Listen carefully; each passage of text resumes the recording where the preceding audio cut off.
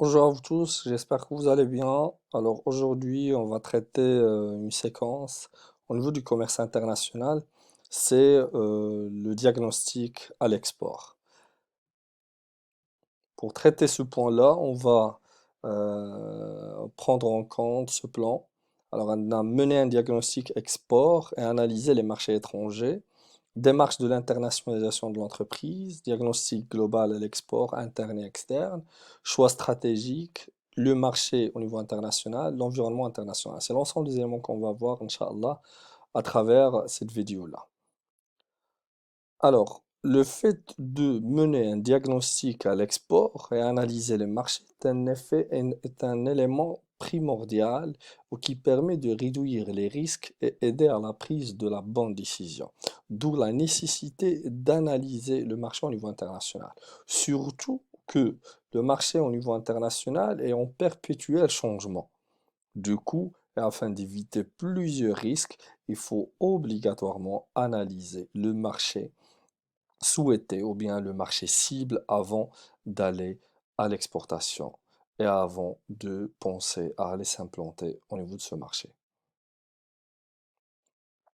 Maintenant, on va voir la démarche de l'internationalisation de l'entreprise et comment l'entreprise il procède afin de pouvoir s'internationaliser soit à 100%, soit une partie de son activité va être internationalisée. Alors, pour ce faire, c'est obligatoire de suivre la démarche suivante.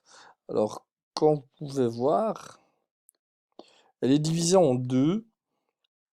C'est l'analyse interne et l'analyse externe. Quand on parle d'analyse interne, c'est les forces et les faiblesses, c'est les compétences de l'entreprise, c'est le facteur clé de succès de l'entreprise. Quand on parle de diagnostic externe, on parle d'opportunités et menaces. Généralement, on parle des risques et des opportunités présentes au niveau international. Alors, là, on évalue les atouts de l'entreprise sur le marché et ici, on évalue l'attractivité du marché. Alors, cela aboutit à un diagnostic global et par la suite, il faut déterminer la stratégie marketing à l'échelle internationale et par la suite, il faut répondre à la question où, quand, quoi et comment, c'est-à-dire le mix marketing au niveau international. Alors, l'ensemble de ces éléments, on va les voir en détail.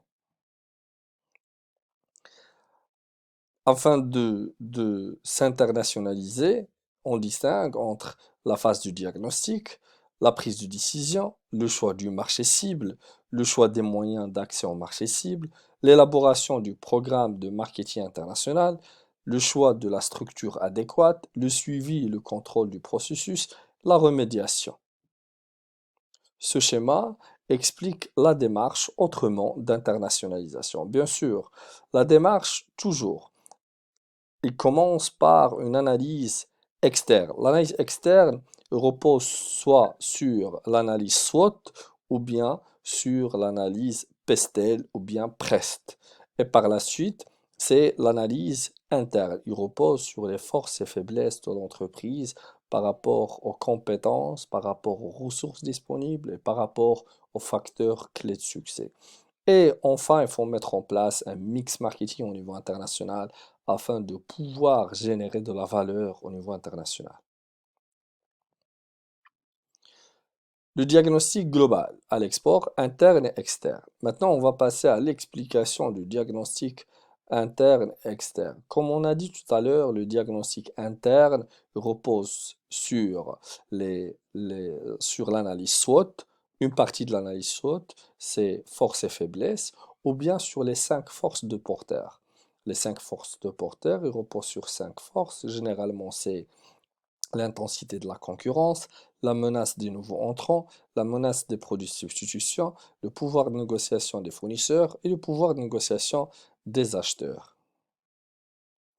Ben voilà, au niveau externe, on peut analyser l'environnement externe soit par le modèle PREST, appelé autrement le modèle PESTEL. PESTEL ou bien PREST, il repose sur l'analyse politique, économique, socioculturelle, technologique, écologique et légale. L'ensemble de ces éléments constituent les différents risques possibles au niveau international qu'il faut analyser avant de penser à s'internationaliser. Voilà, c'est un schéma qui récapitule en quelque sorte le modèle PREST ou bien le modèle PESTEL. Et bien sûr, comme on a dit tout à l'heure, le modèle SWOT. Alors, le modèle SWOT il permet d'analyser l'environnement en interne et en externe sur la base des quatre éléments. Ses forces et faiblesses, c'est en interne. Opportunités et menaces, c'est en externe.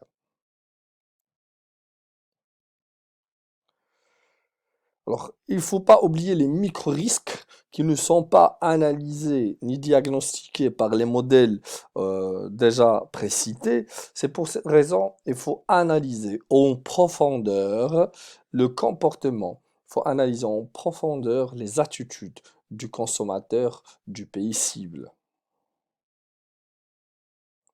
Le modèle SWOT, c'est un modèle très important. C'est une matrice qui nous permet de dégager une décision par rapport à un marché donné. Alors, le diagnostic global sur la base des différentes étapes du commerce à l'international, c'est par rapport à chaque étape.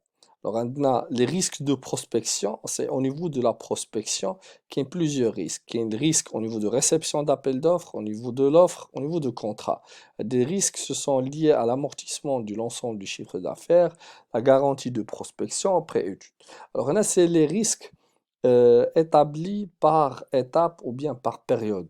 Les risques de prospection, les risques d'annulation, annulation de contrat à l'échelle internationale, risque de crédit, c'est par rapport au non-octroi du crédit ou bien octroi du crédit et la non-possibilité de paiement. Risque économique, c'est lié au risque de change, risque d'indexation, garantie de risque économique. Et la couverture de risque, ici c'est risque de change comme on a dit tout à l'heure. Le diagnostic global, كاين les macro-risques, من غير les micro-risques et les macro-risques. Les macro-risques, généralement, c'est les risques qui affectent d'une manière extérieure l'entreprise ou bien le commerce international de l'entreprise. C'est comme le cas de Corona virus, lorsqu'il a commencé, il a affecté le Maroc, mais d'une façon indirecte, il a affecté le Maroc économiquement. C'est là où les exportations de la Chine pardon, alors je disais que les importations en provenance de la Chine ont été interrompues suite à ce virus-là. C'est pour cette raison qu'on parle de macro-risques, ce sont des risques qui proviennent de l'extérieur du pays.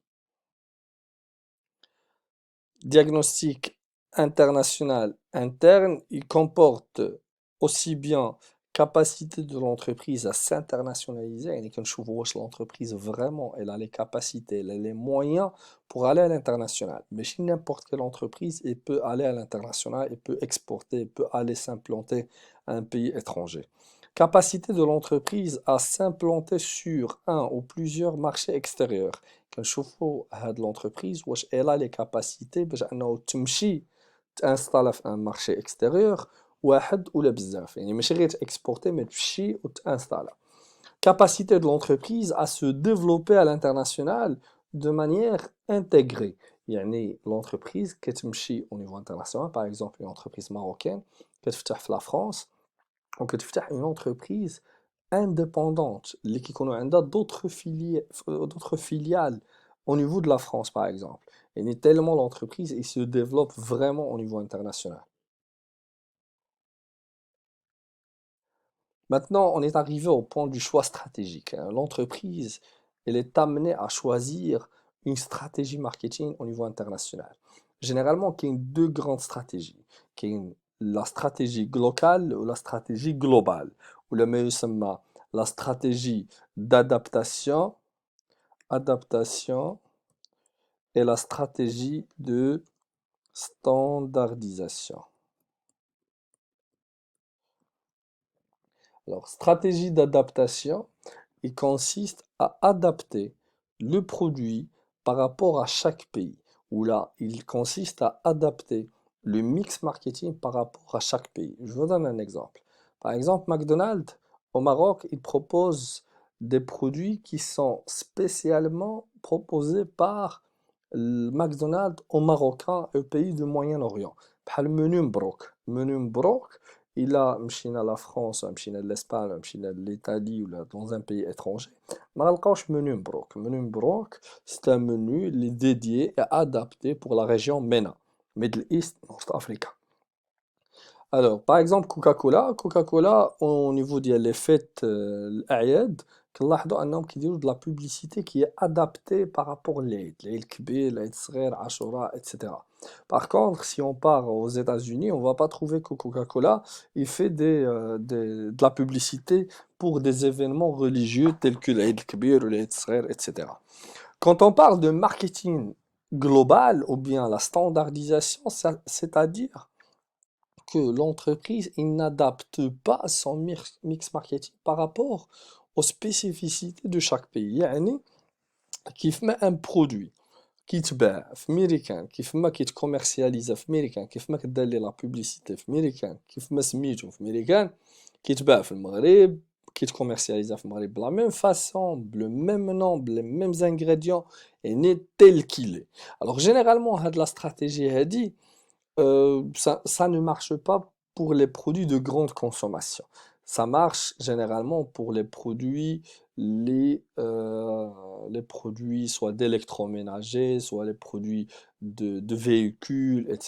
Mais les produits de grande consommation, la stratégie qui marche au niveau international, c'est la stratégie d'adaptation ou bien la stratégie appelée le marketing local. Elle est adaptée aux spécificités locales de chaque région et de chaque pays. Arrivé à la fin de notre vidéo, je vous dis au revoir à la vidéo prochaine. Merci beaucoup de votre attention et Allah yahfadkoum.